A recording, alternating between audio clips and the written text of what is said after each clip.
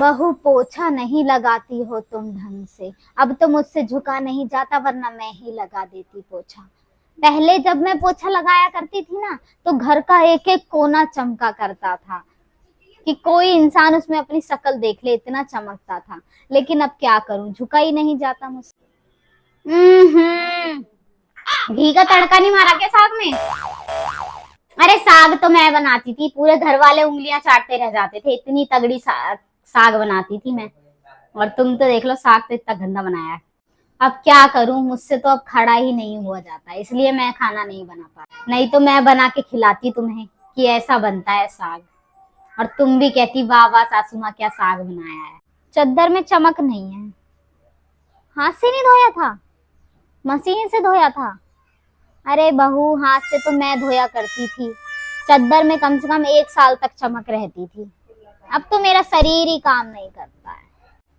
क्या बीमार हो गई? अरे बहुए, बहू तो हम भी हुए थे। साल साल भर काम करते रहते थे, लेकिन कभी हमारी तबीयत खराब नहीं होती थी। काम बहुत करा है हमने अपने जमाने पे, तभी आज देख लो मजबूत बैठे हैं अभी तक।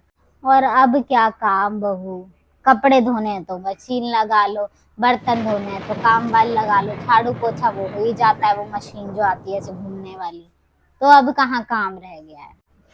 बहू कपड़े ले आई क्या? धूप हो रही है। अरे कहाँ है बहू, इतनी धूप में तो हम दौड़े चले जाते थे खेत तक, और वहां हमें सारा काम भी करना, फिर घर के कपड़े वपड़े सब काम करना। और तू यहाँ तक के कपड़े के लिए इतरा रही है कि धूप हो रही है, मम्मी जी बाद में उठा लूंगी। तभी तो तेरे कपड़ों में चमक नहीं आती है, रंग निकल गया है पूरे कपड़ों का। और हमारे जमाने में कपड़े देखती ऐसे चमकते थे, पूरे चमकते।